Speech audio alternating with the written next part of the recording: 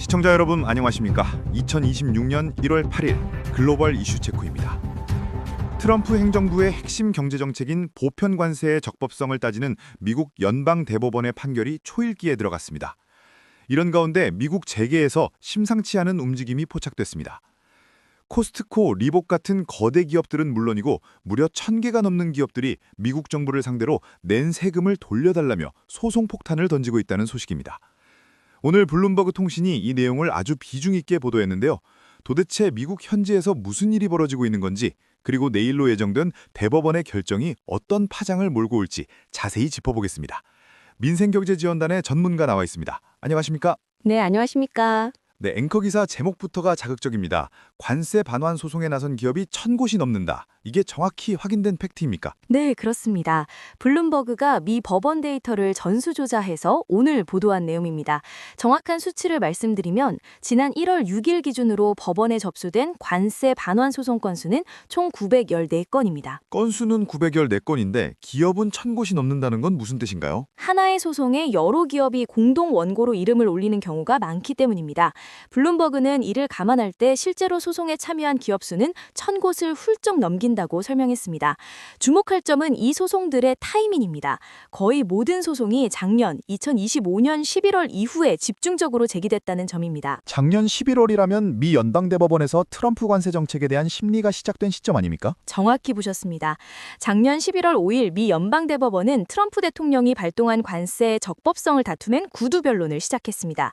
기업들은 이때부터 분위기가 심상치 않다. 대법원이 관세를 불법이라고 판결할 수도 있겠다라고 판단하고 대거 소송 대열에 합류한 겁니다.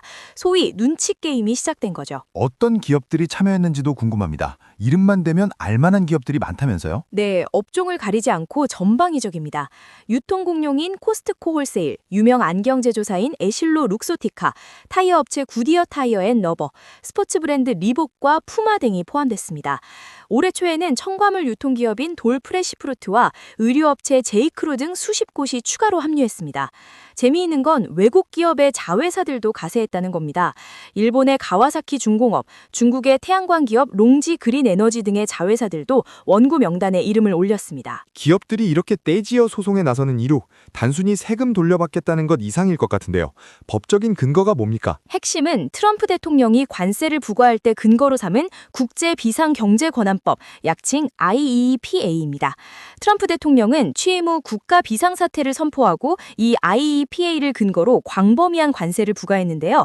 기업들은 대통령이 의회의 과세 권한을 침해했고 IEEPA를 남용했다고 주장하는 겁니다. 이번 소송을 주도하고 있는 보수 성향 비영리기구인 신시민자유연맹의 존 백희온의 선임 변호사의 인터뷰 내용이 인상적인데요. 그는 블룸버그와의 인터뷰에서 다들 대세에 편승해 소송 대열에 합류하고 있다면서 환영할 일이지만 초기부터 함께 싸웠으면 더 좋았다고 뼈있는 말을 남기기도 했습니다. 그런데 왜 하필 지금입니까? 대법원 판결이 나오고 나서 소송해도 늦지 않은 거 아닌가요? 바로 그 불확실성 때문입니다. 블룸버그 분석에 따르면 설령 대법원이 트럼프의 관세는 불법이다라고 판결하더라도 자동으로 돈을 돌려준다는 보장이 없습니다. 미국 법세계상 정부가 불법적으로 거둔 세금이라도 반환 절차나 시효가 까다로울 수 있습니다. 따라서 기업들은 나중에 대법원이 위헌 판결을 내렸을 때 너희는 소송 안 했으니 구제 못 받는다는 말을 듣지 않기 위해 선제적으로 소송을 걸어두는 겁니다. 일종의 보험을 들어두는 셈이죠. 기업들이 이렇게 서두르는 이유, 뭔가 임박했기 때문이라는 느낌이 듭니다. 아까 내일이 중요한 날이라고 하셨죠? 네, 그렇습니다. 현지 시간으로 오는 9일 미 연방대법원이 주요 사건들에 대한 판결을 내릴 것이라고 예고했습니다. 법조계와 월가에서는 이날 트럼프 관세 관련 판결이 나올 가능성이 매우 높다고 보고 있습니다. 만약 내일 대법원이 기업들의 손을 들어준다면 이는 트럼프 행정부의 경제정책 기조를 뒤흔드는 메가톤급 사건이 될 것입니다. 반대로 정부 승소 판결이 나오면 관세 정책은 날개를 달게 되겠죠. 914건의 소송, 그리고 1000여 개의 기업들. 미국 기업뿐만 아니라 우리 기업들도 예의주시해야 할 상황 같군요. 맞습니다. 앞서 말씀드렸듯 일본과 중국 기업의 자회사들도 소송에 참여했습니다. 미국에 진출한 한국 기업들, 특히 자동차나 배터리, 가전 등 관세 영향을 많이 받는 기업들도 이 흐름을 놓쳐선 안 됩니다. 만약 이번 소송에서 기업들이 승리하는 구조가 만들어진다면 우리 기업들도 과거에 납부했던 부당한 관세에 대한 반환 소송을 검토해야 할 시점이 올 수 있습니다. 내일 대법원의 판결문 한 줄 한 줄이 우리 경제에 미칠 영향 결코 작지 않습니다. 네, 정리해보겠습니다. 트럼프식 관세 장벽에 대해 미국 기업 천여 곳이 900건 넘는 소송으로 맞서고 있습니다.